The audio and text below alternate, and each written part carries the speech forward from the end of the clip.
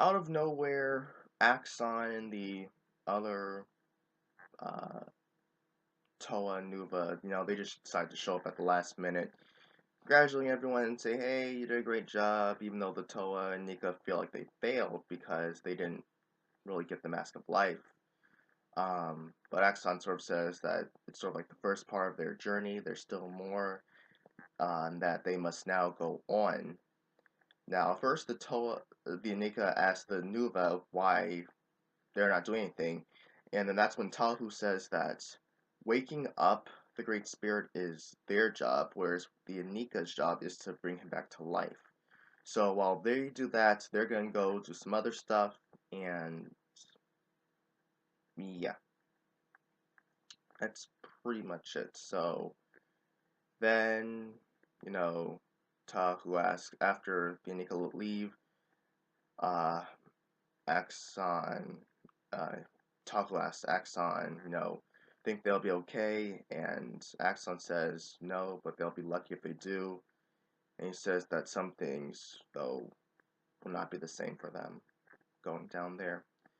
Meanwhile, the Paraka have been watching this going on, but they know they are definitely outclassed and, outmanned, outpowered, facing A- Axon, that's Axon, and 12 Toa.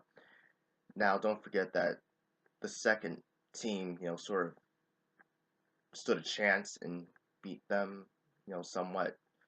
So they really have nothing to do at this point. They're about to be put on the back burner of the storyline, but they do plot revenge in the future.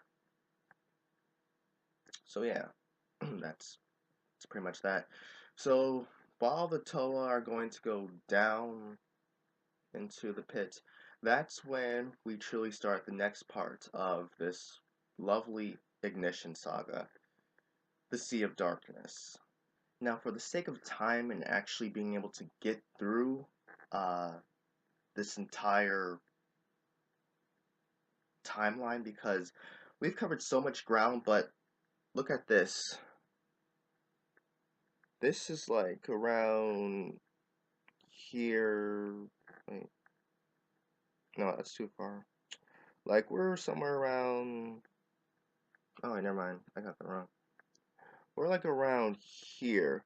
We still have to go all this way down here. So, just for the sake of like being able actually to get through this, I'm going to try to condense this as much as possible. I'm going to try to like really like just get to the key points because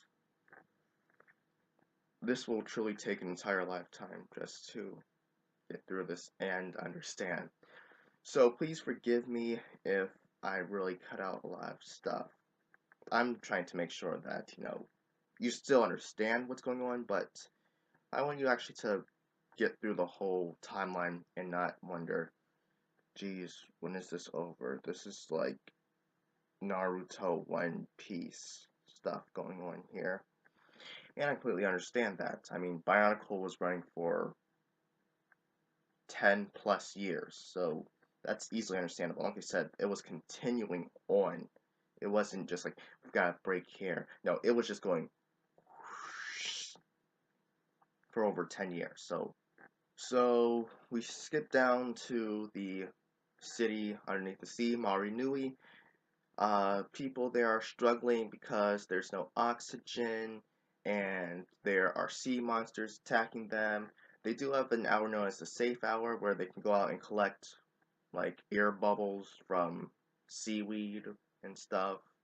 And I don't know how they do it, but they do it. And so they go back and they do it and stuff back and forth. Although lately things are being a little crazier. There are more vicious attacks from the sea creatures there and stuff like that. Uh, and also more Matorn actually going missing now. No one knows why. There are rumors and stuff happening, but no one really knows what's going on. And meanwhile, remember when I mentioned the six Baraki way earlier, who tried to overthrow Matanui? got arrested, well, was attacked by um, the brother of Makuta, arrested by Botar, and thrown into the pit. The pit actually happened to be not too far away from Mari Nui, which is the city where the Matoran live at. I mean, it's definitely, some miles or so away, kilometers, I know, but it's definitely close enough. So, not only that, but the earthquake that shattered. Yeah, I already told you this, didn't I? Anyway, the earthquake that shattered that shook across the world and whatnot when Atanui fell asleep fell asleep, you know, that broke the pit and it released the Baraki. But the bad news is the waters from the sea came in and they actually mutate you.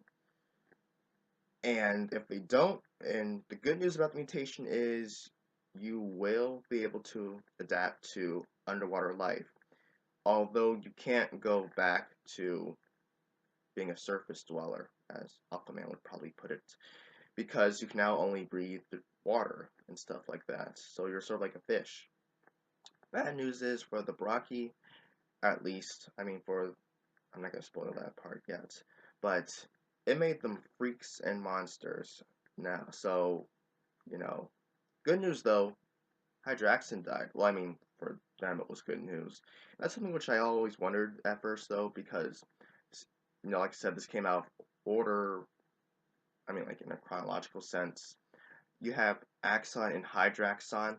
I thought because, this saga, the Sea of Darkness saga, came right after the Search for the Mask of Life saga. I thought that Axon like went underwater and stuff and did cool stuff, but I was wrong. Um, but anyway, I'm getting ahead of myself. So they're free, and it turns out they're actually the ones who are behind the uh, sea creatures attacking and stuff like that. So that's going on, and so eventually one Matoran named Takar, he stumbles across, oh no, another Matoran finds the Mask of Life. Stuff starts happening with her. Seaweed starts coming to life. Uh, well, I mean, like, besides, it actually starts attacking her, and whenever she cuts it, it screams, and, it starts attacking her and stuff, and so that's weird, and it regenerates when she attacks it. So she finds him, says, "Take this. Shut up and take this mask." And so he takes it, he's like, "Wow, this is weird. It's glowing. It's a mask of power." Well, great mask of power, Humane tells it, but also something happens too. There starts to be small hairline cracks on the mask. And no one knows I mean, no one really knows what that means. No one cares, but that's just something that you should know about. Also, the Mask of Life is afraid. Yeah, the Mask of Life itself feels fear. And that's not a good thing in a place like this. So, that's just for something you need to know down the road. So, stuff happens. There's some Matoran council meeting. There was a new leader who was elected because it happens every couple weeks or couple months or something like that. There's a new leader elected. This one's name was Tefilek. He goes with some Matoran to go on an underwater excavation, trying to figure out what's going on. They find the Baraki. They say, "You got the Mask of Life." They're saying, "We don't know anything about the Mask of Life." Baraki kill at least one of them, because there are three of them. One of them gets killed at least. I know that's for sure. It's not Tefilek, by the way. He actually survives the experience. Some stuff happens. He's able to go back. Takar's going around stumbling with Mask. He notices all this weird stuff's going on, and then eventually he says it needs to be destroyed. So he goes out trying to destroy it.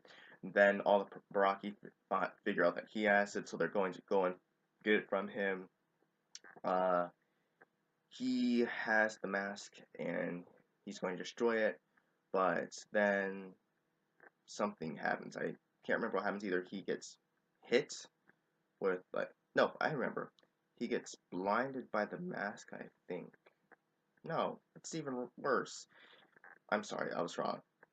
Alec, the one of the Brocky who like he's like controls like eels and stuff like that. He can also like produce electricity like an electric eel. So he like fires at him. He drops the mask and then he's like for him saying, "You don't understand. This mask is cursed and stuff." And none of them care. Each of the Brocky reach for it. Although then it releases a bright light which blinds them all. Also, by the way, Dakar, the Motoran actually have a way of transportation moving around through special air bubbles, and Dakar's is slowly dwindling, by the way, so he doesn't really have much air left.